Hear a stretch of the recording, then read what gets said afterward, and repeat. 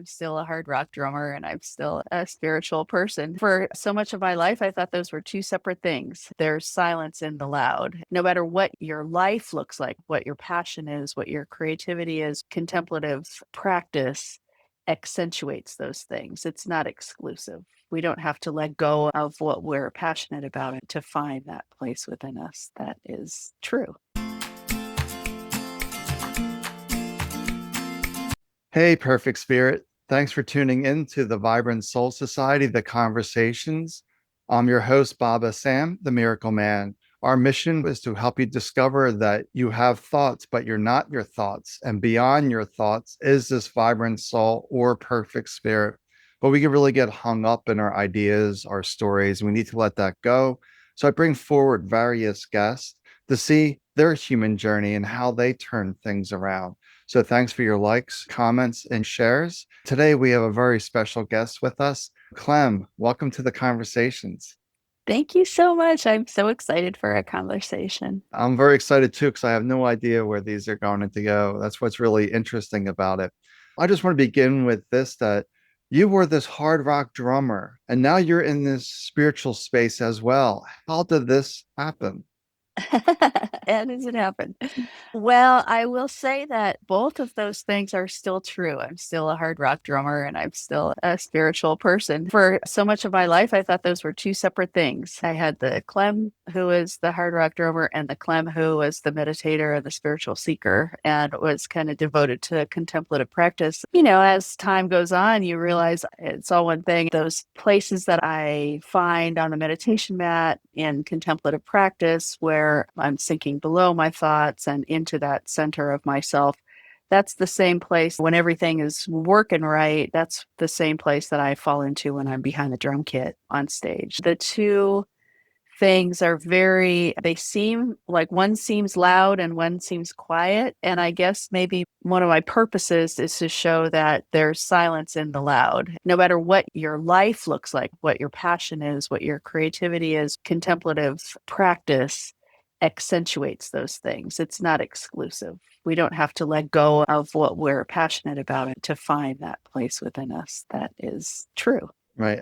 Like that explanation that we're spiritual people, but we forget about this and we get so hung up in the material world, we forget our true essence. At least this is a story for me, consumed by the trauma in the body, that I forgot that I was a spiritual person. Yeah.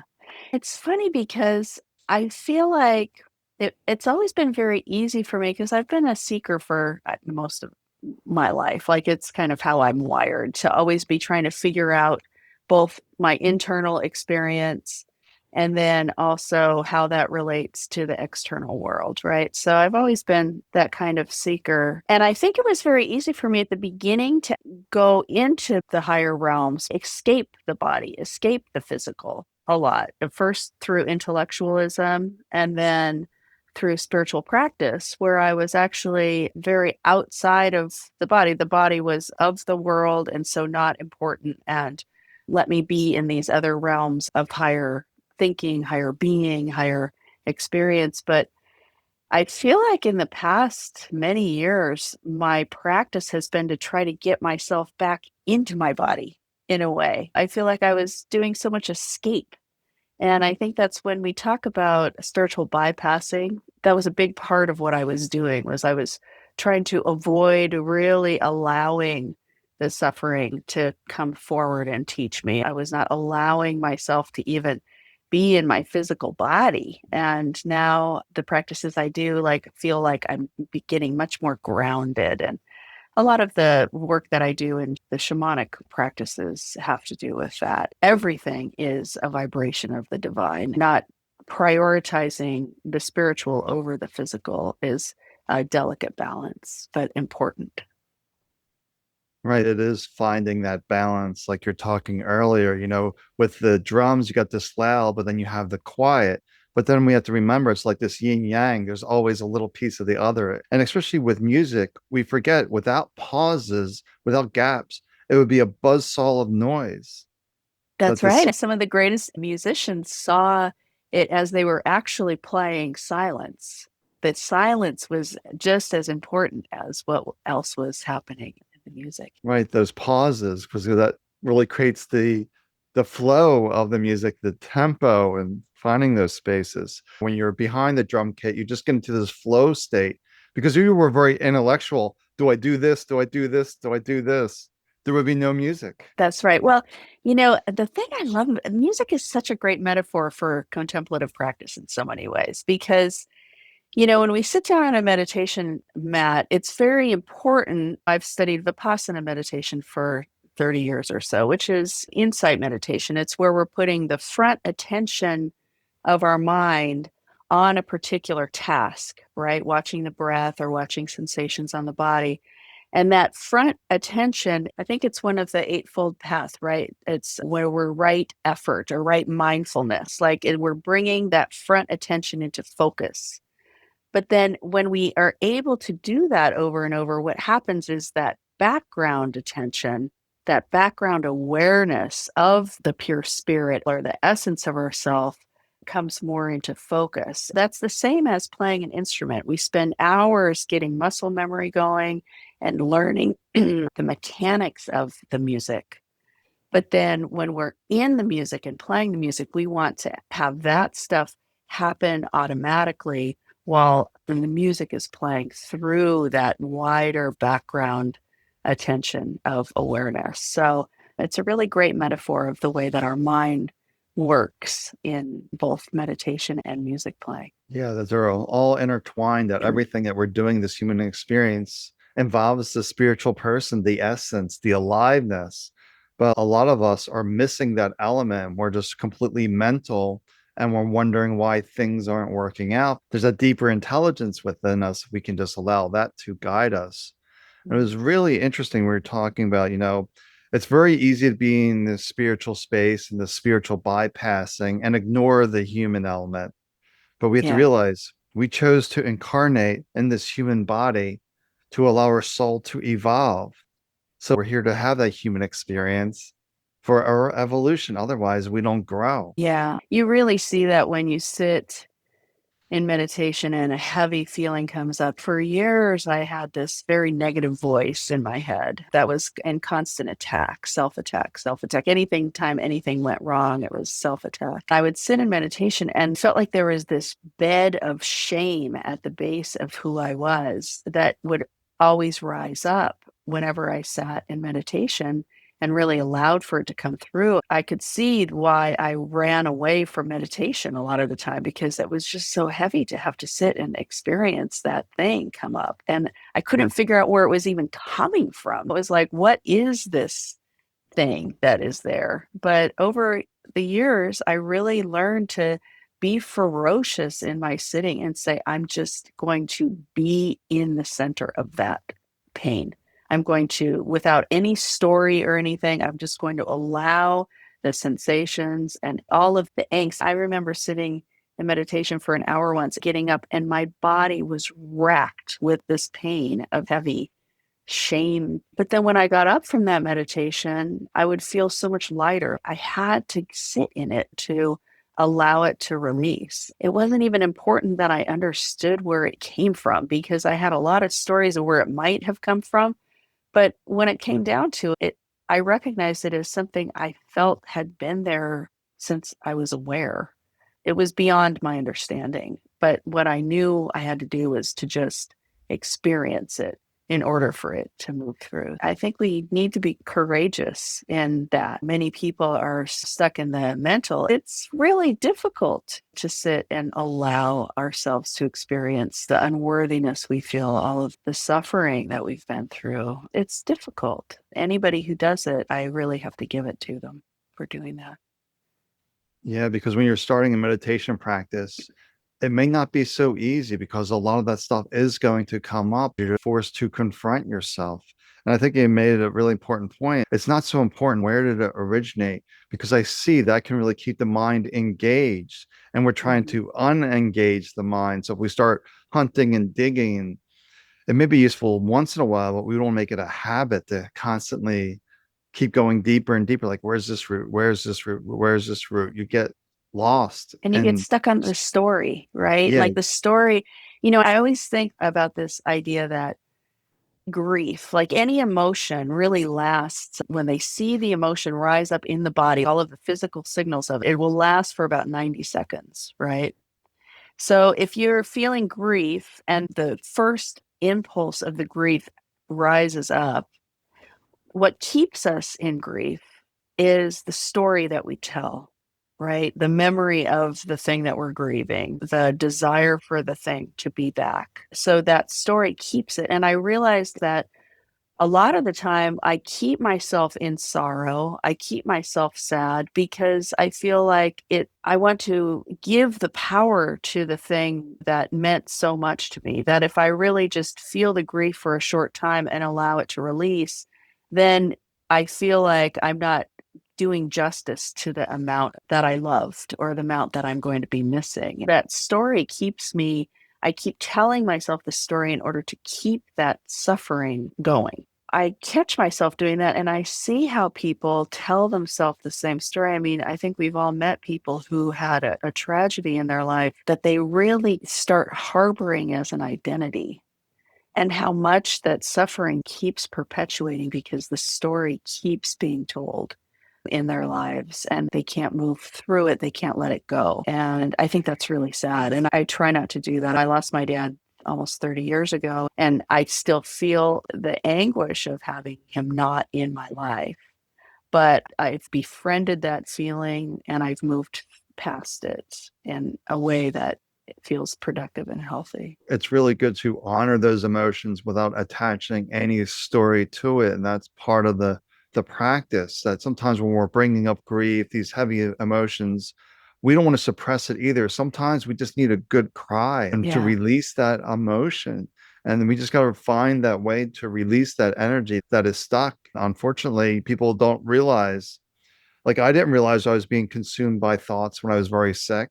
I didn't have any separation between this chatter and who I was. But once I had that, then life really shifted. So it's really about being okay with just sitting with no justification, no story, and allow yourself to feel and express whatever feels right to you is perfect. And it's very healing. Yeah. Very healing. So you've been a lifelong seeker for most of your life. How did this path unfold? That you found that meditation, Matt, like how did that come to be? I was always really interested in the esoteric and these things. I was an avid reader when I was a teenager and child, and I tended to gravitate towards writers who were very interested in these bigger ideas. I moved to New York City when I was 21 years old and started going to the Zen monastery in the East Village, and that was the first time that I was taking meditation classes and reading a lot about Zen. I read a book called The Three Pillars of Zen, which was really transformative to me. It showed people who were in the practice of Zen and what it really looked like. One day, somebody said to me, "Oh, if you're going to really study meditation, you need to go to this 10-day silent meditation retreat." And so I did that. That was where I had the first big, real ego falling away experience of oneness. From then, it just became a part of my life, meditation and seeking. I have a wonderful mentor that I've had since I was 22 years old, who is an extremely advanced spiritual guide and teacher. And she helped me along the way in a really powerful way to understand a lot of the letting go and the way that I was telling myself stories about things and keeping myself in suffering. It had to do with a lot of the Hindu practices, the Advaita stuff. In the past 10 years, I've been studying Tibetan Buddhism a bit and did a program on contemplative psychotherapy and now shamanism and shamanic practice. And that's how I work with people, is through what a practice called depth hypnosis, which is a Mm. kind of clinical therapeutic model created by Iseku Charity in Berkeley, California, that combines Buddhism, Western psychology, and shamanic techniques. That sounds interesting. I'm not familiar with depth hypnosis. Yeah. Interesting. So you're unwinding that story that person's telling them. How does that work? Depth hypnosis is really interesting because the first thing we do is connect to our internal guidance, right? Through deep meditation, through a kind of either a shamanic journey or, and by that I mean a meditation that's guided by the repetitive sound of a drum or just a deep meditation. We connect to internal guidance. And then From there, I'm helping people actually become their own shaman, right? They go on their own journeys to retrieve their power, go to places where they have lost power or soul retrieval, kind of traditional shamanic methods of healing. I'm helping the client to do that themselves. I'm not the shaman who's going on the journey and bringing all of these things back for the client. I'm helping the client be their own shaman. So, that in a nutshell, that's the kind of work that is. And in a way, that is whether you believe that you have a spirit guide or whether you believe that that image of that owl that you're speaking to in deep meditation is just a manufactured part of your own psyche. It doesn't really matter. What you're doing is you're getting the information from whatever is coming to you. How you interpret what's coming to you is your own business. So I really love that we can do this work with people who are complete atheists, non believers, and very scientifically minded, and people who believe that they do walk in a world that has a non ordinary reality to it. So we can look at this as either metaphoric or something from spirit. And both ways can be very healing. Yeah. Yeah, I think that's really important part of the journey is I like to return them home to their spirit element. I just want to bring them back to who they are to get some space from their thoughts and their body to see who they really are. Then what arises for them, they live in their body, they inhabit it, they obviously know what's best for them. We have the answers, we need a little guidance on how to get there and retrieve that. Yeah. And that's the sign of a great teacher. When people are interested in spiritual guidance, they're looking to understand these things. The number one rule in looking for a teacher is someone who is looking to connect you to your own power, not to connect to power in something else. And in them, a lot of teachers think they have all of the power and that their way is the way. Stay clear of people who speak that way. The true teachers are ones who are really helping you to connect to your own spirit, your own guidance, your own power, your own healing. Right. And what I'm finding too, when I get these to this space is maybe you're finding so where people just don't simply trust themselves or that this guidance is right because they've been taught, oh, that you don't know what's best for you, that not Mhm. to trust. This is where I was as the medical. So are you finding this as well that you need to reassure folks that they know what is best for them to trust themselves? I think that when somebody is brought into that space where the mind is quiet and they've fallen into that meditative state where they really are in that part of themselves where everything they've ever known or felt or sensed or imagined is recorded, that real center of themselves where the mind can be quiet and they can allow for information to rise, whether it's visually or auditorily or just a knowing, then it becomes very apparent for people that this is something they already know. We already know that there is a part of ourself that is that is watching all of the machinations of ourselves. And I always say, when you think about maybe there was a time in your life where you were in an accident and you were kind of in shock because it was a shocking thing that happened, and you had to get from point A to point B, or you had to talk to somebody, you can remember back that there was a part of yourself who was watching you go through it, watching you freak out, watching you confused and all of that. There was a part of you that was moving you from point A to point B that was still and quiet and already okay. I think that most people have that. Now, a lot of the times people say, oh, I feel like this is maybe, my imagination coming up with this stuff. Like, that's a big way that people don't trust it, because when we're children, we're told that imagination is not valuable.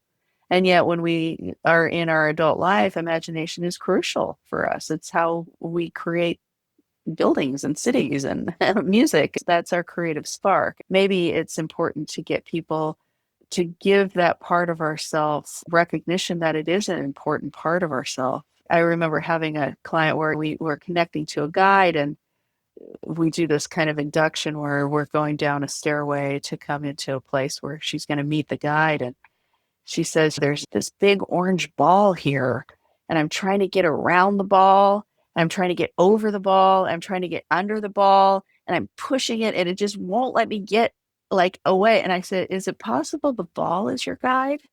And she just started laughing. She didn't want to believe that this thing she was encountering could possibly, it had to be an obstacle. It said a lot to her about the way she saw guidance. She saw help in her life. There was a lot of resistance she put up to help and guidance. And that was a big movement for her in her mind. Like, oh, yeah, why am I fighting this thing that's here to help me?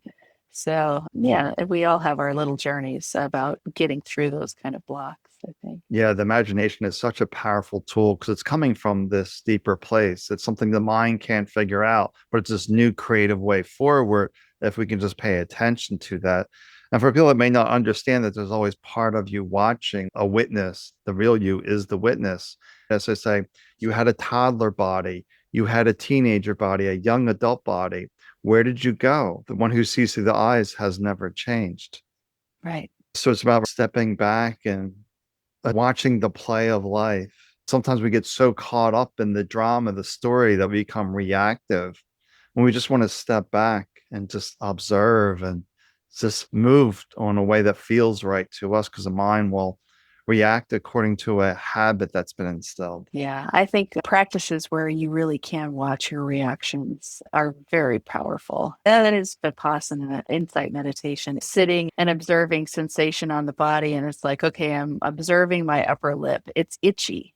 Do I scratch it or do I just say, okay, itchy and move on, and now go to my lower lip and take a look at that. In those practices, we're not reacting. We're watching our desire for things to be different, but we're not reacting.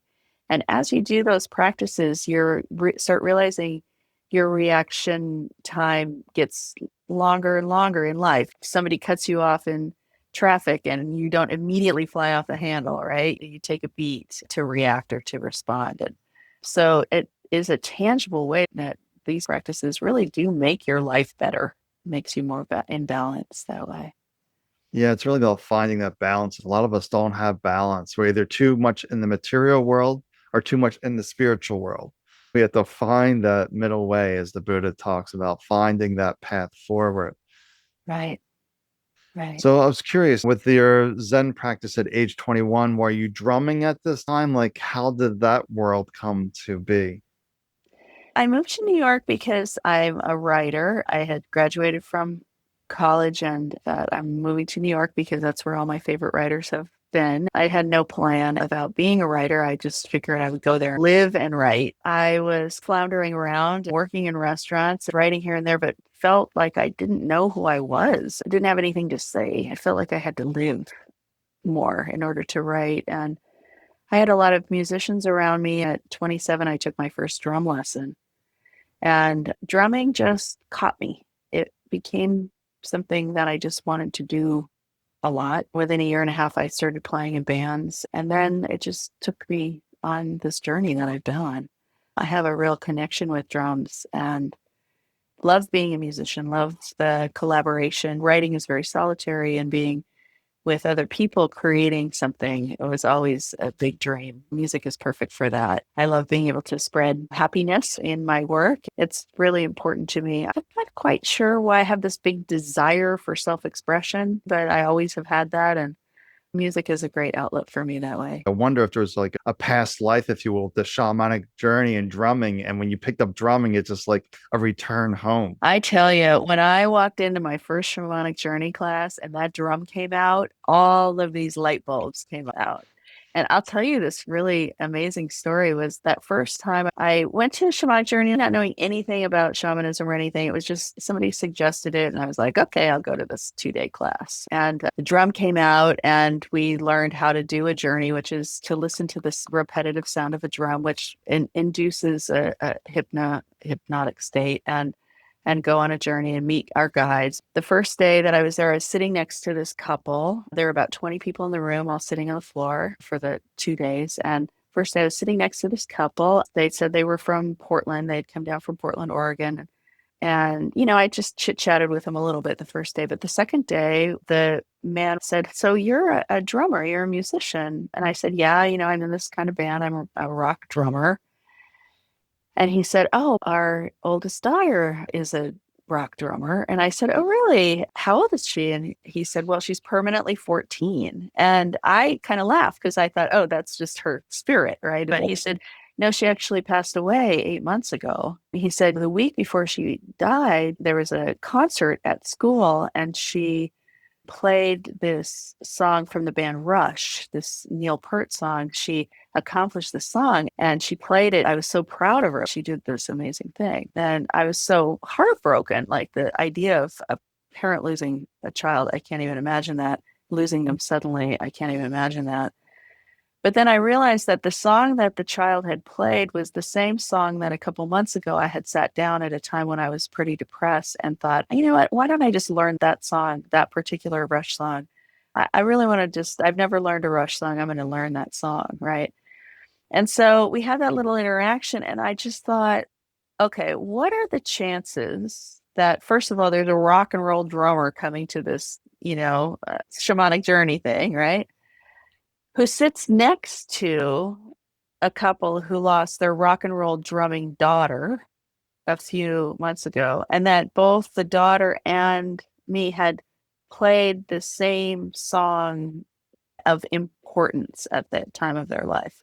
And I thought, I'm supposed to be here. Like, this is important. Yeah, it's really interesting when we hear about these synchronicities, then we realize that nothing is random, that there's a big orchestration to all of this that the mind can't possibly understand. The way I found myself in New York is just completely outside of how the mind could have figured this out. Like you ended up in New York City, which because you were a writer, like this is a good place to be. You met Zen, you got into drumming, everything Yeah. clicked into place. That's why you tell me you just need to get out of the way and just allow this witness to guide us and follow your imagination. That's the breadcrumbs from your essence, your spirit, your soul is dropping these breadcrumbs. Just have to Yeah. pay attention. And you did that. And look how life manifested for you when you paid attention to your imagination. It's amazing, isn't it? Yeah, Yeah. it's really amazing. So, Clem, this has been a beautiful conversation. I could talk to you for hours. So, if people had questions, how could they reach out to you? Well, my website is clemthegreat.com, and everything that I do is there. It'll lead you to the spiritual stuff, the writing, the book, the music, and the band. So it's all there. Well, it sounds fun. I'll have to go check that out. I'll have this in the show notes as well. Thank you again for joining us on the conversation. It's been beautiful. Thank you so much, Bella Sam.